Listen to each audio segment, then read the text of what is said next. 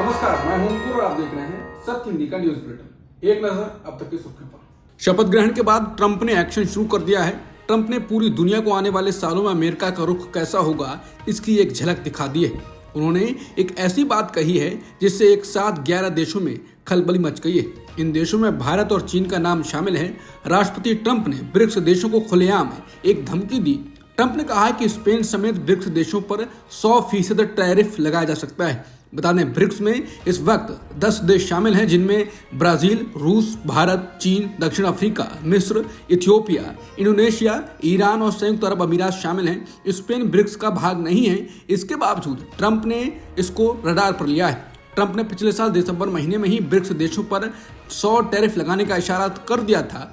हालांकि उन्होंने इसके लिए एक शर्त भी रखी।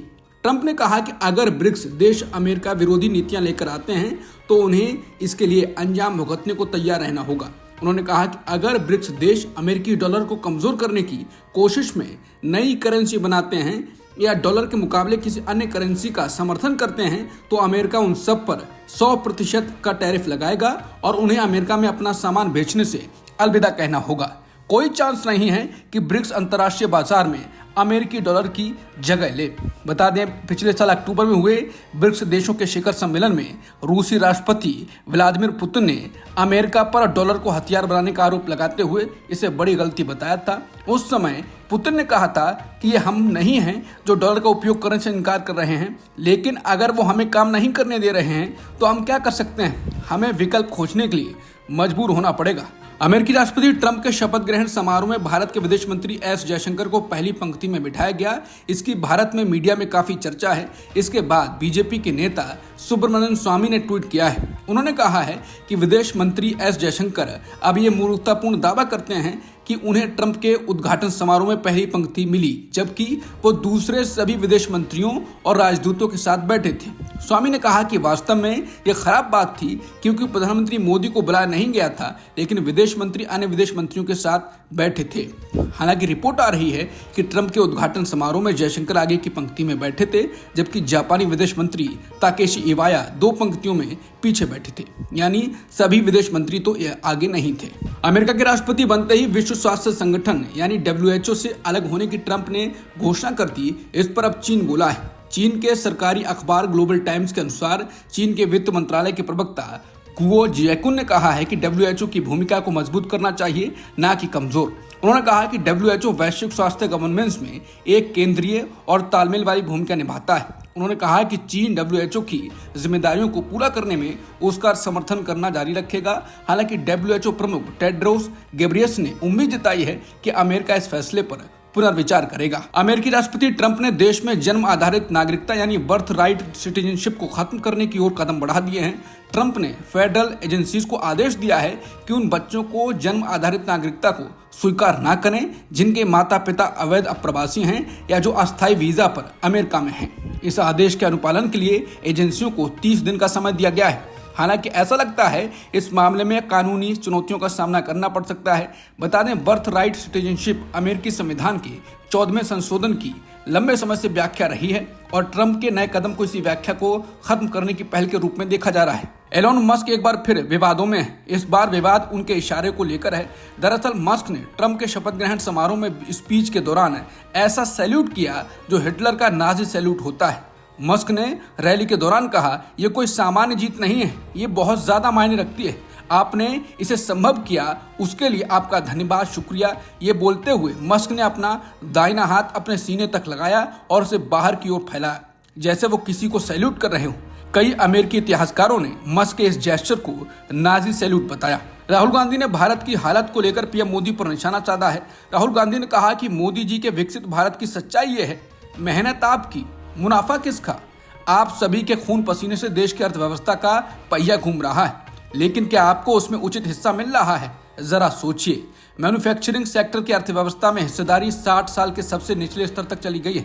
इस वजह से लोगों को रोजगार के लिए संघर्ष करना पड़ रहा है। कृषि क्षेत्र में गलत नीतियों ने किसान और खेत मजदूर की स्थिति बदहाल की है। वो मुश्किल से अपना गुजारा कर पा रहे हैं। पिछले 5 वर्षों में श्रमिकों की वास्तविक आमदनी या तो स्थिर है या कम हुई है। हानिकारक जीएसटी और इनकम टैक्स की मार ने गरीब और मिडिल क्लास का जीना हराम कर रखा है, जबकि कॉरपोरेट का कर्जा माफ किया जा रहा है। आसमान छूती महंगाई के कारण अब न सिर्फ गरीब बल्कि सैलरीड क्लास भी अपनी जरूरतों के लिए लोन लेने को मजबूर है। वास्तविक विकास वो है जहां सबकी उन्नति हो, बिजनेस के लिए निष्पक्ष माहौल मिले, उचित टैक्स सिस्टम हो और श्रमिकों की आमदनी बढ़े। इससे ही देश समृद्ध और मजबूत बनेगा। प्रधानमंत्री मोदी पर तीखा हमला करते हुए कांग्रेस ने मंगलवार को कहा कि मणिपुर को केंद्रीय गृह मंत्री अमित शाह को सौंपना प्रधानमंत्री पद की जिम्मेदारी से भागना है, जो विनाशकारी साबित हुआ है। इसके साथ ही कांग्रेस ने मांग दोहराई कि प्रधानमंत्री हिंसा प्रभावित राज्य का दौरा करें। विपक्षी पार्टी का यह हमला प्रधानमंत्री मोदी द्वारा मंगलवार को मणिपुर के लोगों को उनके राज्य दिवस पर बधाई देने के बाद आया। पीएम मोदी ने ट्वीट कर कहा था कि मणिपुर की जनता को राज्य के स्थापना दिवस पर बधाई। हमें भारत के विकास में मणिपुर के लोगों द्वारा निभाई गई भूमिका पर अविश्वसनीय रूप से गर्व है। मणिपुर की प्रगति के लिए मेरी शुभकामनाएं। इसके बाद कांग्रेस नेता जयराम रमेश ने कहा कि पहले नॉन बायोलॉजिकल और अब अचानक मानव बने प्रधानमंत्री ने सोशल मीडिया के जरिए मणिपुर के लोगों को उनके राज्य दिवस पर शुभकामनाएं भेजी हैं। फिर भी उन्होंने 3 मई 2023 को इसकी पीड़ा शुरू होने के बाद से थोड़े समय के लिए भी मणिपुर का दौरा करने से इनकार कर दिया।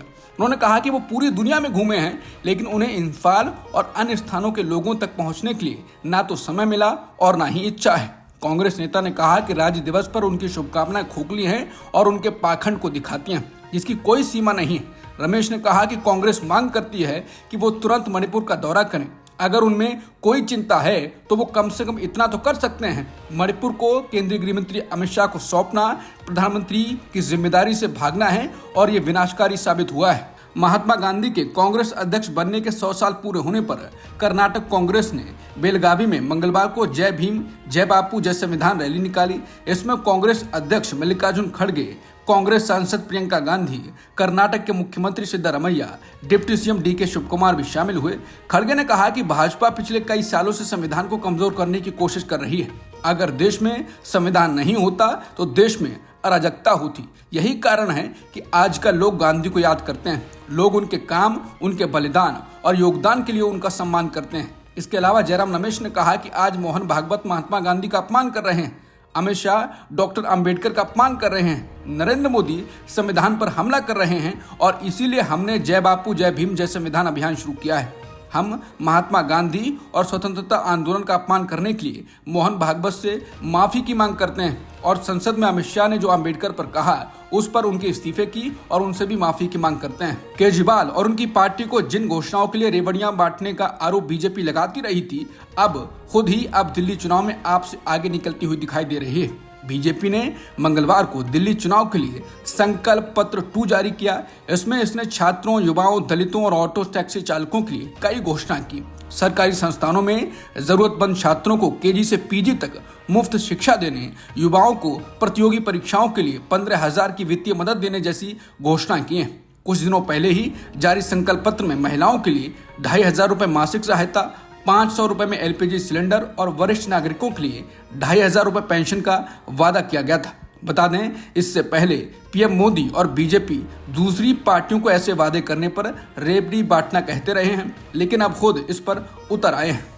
महाराष्ट्र के डिप्टी सीएम अजित पवार ने लाड़की बहन योजना को लेकर चेतावनी जारी की। अजित पवार ने कहा कि 2.5 लाख रुपए और उससे अधिक की वार्षिक आय वाली लाड़की बहन लाभार्थी इस योजना से बाहर आ जाएं। अजित पवार ने दावा किया कि राज्य सरकार ने अपने चुनावी वादे को पूरा करते हुए लाड़की बहन योजना के लिए विभाग को 3700 करोड़ रुपए दिए हैं। अयोग्य लाभार्थी खुद इससे योजना का फायदा लेना छोड़ दें। पवार ने कहा कि पात्र महिलाओं को 26 जनवरी से मासिक 1,500 रुपए का भत्ता मिलना शुरू हो जाएगा। एक तरफ महाराष्ट्र में बीजेपी के नेतृत्व वाली महायुति सरकार का ये रवैया है कि 1,500 रुपए देने में बहाने बनाए जा रहे हैं, दूसरी तरफ उसी बीजेपी ने दिल्ली में महिलाओं को 2,500 रुपए देने का वादा किया है।